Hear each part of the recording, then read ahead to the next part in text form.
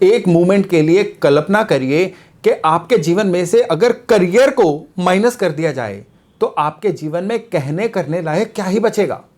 धन कहते हैं ना कि जीवन में सबसे इंपॉर्टेंट घटकों में से एक है। अगर धन ना हो तो इंसान सुखी जीवन नहीं बिता सकता है, अगर धन ना हो तो इंसान रिस्पेक्टेबल लाइफ नहीं बिता सकता है। तो ये धन जो है ये आता कहाँ से है? ये करियर से आता है, आपके किए जाने वाले कर्मों से आता है। और अगर यही आपका जो करियर है सही ना चल रहा हो ना, तो ना केवल आपको आने वाले पैसा जो है उसकी तंगी झेलनी पड़ती है, बल्कि आपको मिलने वाली जो रिस्पेक्ट होती है ना वो भी लगातार कम होती चली जाती है। और इमेजिन करिए कि आपके जीवन में करियर में दिक्कतें हैं, धन नहीं आ रहा है और आपको रिस्पेक्ट नहीं मिल रही है, तो आपके जीवन के मायने क्या रह जाएंगे। ये बहुत जरूरी होता है कि आपके द्वारा किया जाने वाला जो कर्म होता है ना ये आपके बर्थ चार्ट के अनुसार अलाइंड हो। जो आपका होरोस्कोप आपका बर्थ चार्ट कह रहा है ना, आपका किया जाने वाला काम अगर उससे मैच कर रहा होगा ना, तो जीवन में देखिए दिक्कतें हर एक के जीवन में आती रहती हैं। कोई भी दिक्कत आएगी ना आके टल जाएगी। आपके जीवन में ओवरऑल जो ग्राफ है ना आपके जीवन का वो तरक्की वाला रहेगा। आप जिस भी लेवल पे पैदा हुए थे ना कम से कम 3 से 4 गुना तो उससे ऊपर जाएंगे अपने करियर के समापन तक। ये पक्का होता है अगर आपका करियर जो है, आपके किए जाने वाले कर्म जो है आपके कुंडली आपके ग्रहों के अनुसार अलाइंड हो। आज के वीडियो में हम यही चर्चा करने वाले हैं कि किस तरह से हम अपने करियर को अपनी कुंडली के अनुसार चूज करें, या हम जो भी कर रहे हैं अपनी कुंडली के अनुसार उसको अलाइन कैसे करें। नमस्ते, मेरा नाम है योगेश शर्मा। स्वागत है आपका happy life with Yogesh Sharma में। और दोस्तों इस वीडियो में आगे बढ़ने से पहले एक विनम्र निवेदन कि अगर अभी तक आपने अपने इस चैनल को सब्सक्राइब नहीं किया है तो कृपया सब्सक्राइब जरूर करिएगा और बेल बटन दबाना बिल्कुल मत भूलिएगा। कई ऐसे पेरेंट्स हैं जिनके बच्चे एक टीन एज से निकल रहे हैं और वो चिंतित हैं कि बच्चे को सब्जेक्ट कौन सा लेके दें। कई ऐसे लोग हैं जिनको अपने करियर में 5, 10, 12 साल हो चुके हैं लेकिन अभी भी वो एक डिलेमा में है कि जो भी कर रहे हैं वो सही नहीं जा रहा है, उनको करियर चेंज करना है लेकिन सूझ नहीं रहा है कि कुंडली के अनुसार चेंज करें, किससे सलाह ले, कैसे चेंज किया जाए कि उनके जीवन में सफलता आए। और कई लोग हैं अपना ऑलमोस्ट करियर बिता भी चुके हैं और उनको अभी तक ये समझ नहीं आया करें तो क्या करें। इन सभी सवालों के जो जवाब है ना आज के वीडियो में आसानी से आपको मिलने वाले हैं। करियर के बारे में मेरा पिछले भी कुछ वीडियो हैं, इस वीडियो के बाद उनको भी चेक करिएगा, आपको बहुत अच्छे से अंदाजा हो जाएगा कि करियर जो है कुंडली के अनुसार चूज किस तरह से करना चाहिए। लेकिन खैर आज की अगर बात करें ना तो आपको सबसे पहले तो क्या करना है, अपने मोबाइल ऐप पे या कंप्यूटर पे अपना बर्थ चार्ट निकालना है। उसमें से कुंडली में आपका जो 10वां भाव है उसको मार्क करना है और साथ में उसके अंदर जो राशि है, जो नंबर लिखा हुआ है उसको मार्क करना है। अब आपके पास मेरे वीडियो को समझने लायक पूरी इनपुट आ चुकी है। रुकिए, अगर आपको ये नहीं पता है 10वां भाव क्या होता है, उसमें राशि कौन सी होती है, तो नीचे डिस्क्रिप्शन में मेरे एक अन्य वीडियो का लिंक है, अपनी कुंडली को स्वयं कैसे देखें, उस वीडियो को देखिएगा। उससे आसानी से आपको आइडिया हो जाएगा कि कौन सा आपकी कुंडली का 10वां भाव है और आपकी कुंडली में आपके 10वें भाव में राशि कौन सी है। क्योंकि ये जो मैटर है ना, इनको समझे बिना आप अपने जीवन में अपने करियर के बारे में कुछ भी अच्छा नहीं कर पाएंगे। आपके बर्थ चार्ट में जो 10वां भाव है ना वो बताता है कि कुदरत ने आपको कौन से कर्म करने के लिए भेजा हुआ है। आपको ऐसे ही जन्म कुंडली नहीं मिल गई है, पिछले जन्मों के जो भी कैरी फॉरवर्ड आप कर्मास लेके आए हुए हैं ना उनको पूरा करना है इस जन्म में, तभी आपको 10वां भाव जो है ना आपकी कुंडली का किसी एक पर्टिकुलर शेप में मिला है।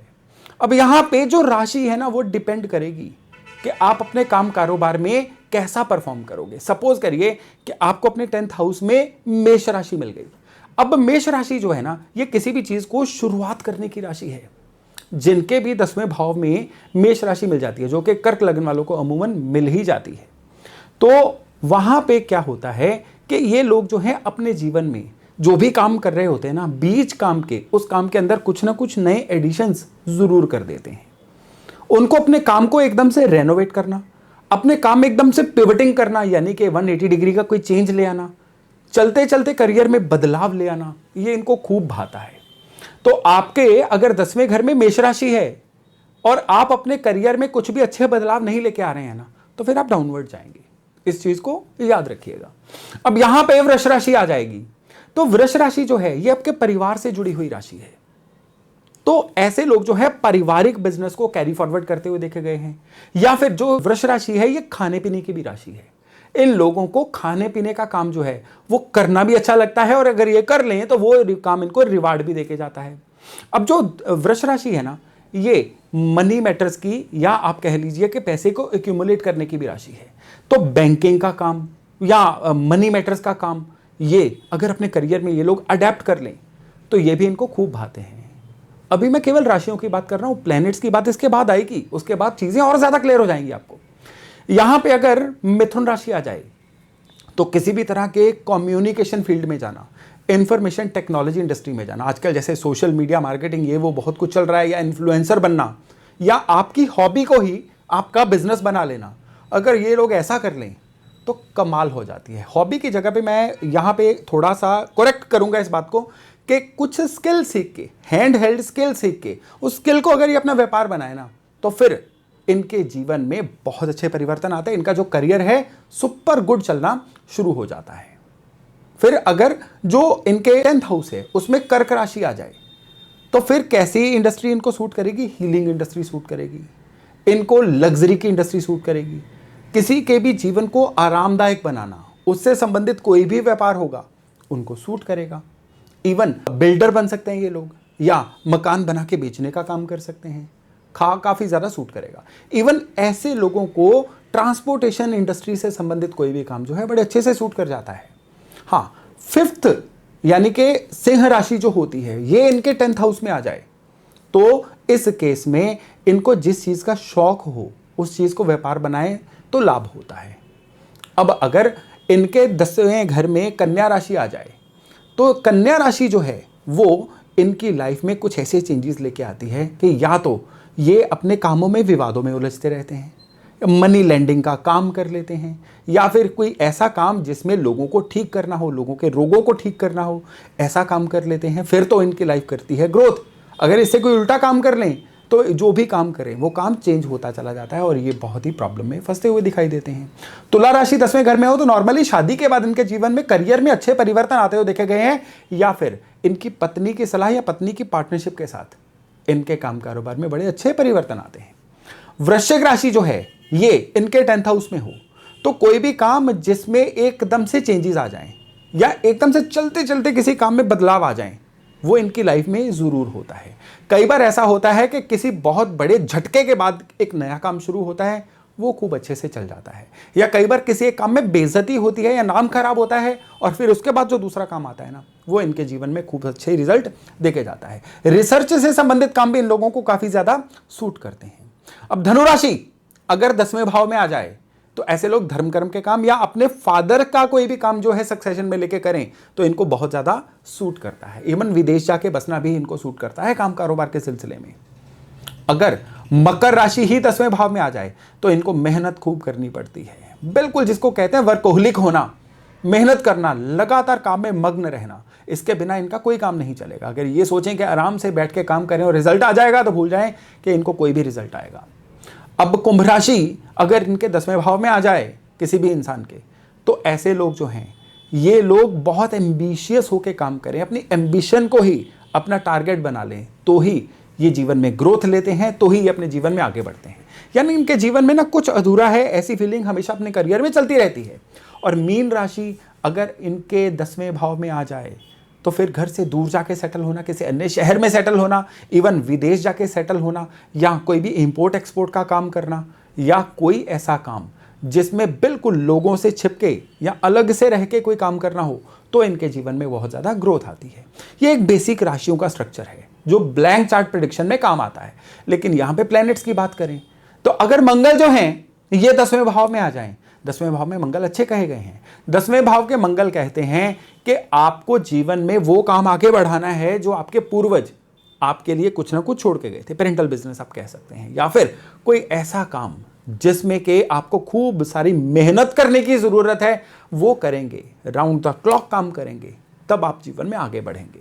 और उस काम में आपको हर चीज की जिम्मेदारी लेनी होगी, गेट कीपर से लेके बॉस तक की जिम्मेदारी, रसोई से लेके डिस्ट्रीब्यूशन तक की जिम्मेदारी। हर जिम्मेदारी जब आप लेने शुरू करेंगे ना फिर आपका काम बहुत ज्यादा ग्रोथ में रहेगा।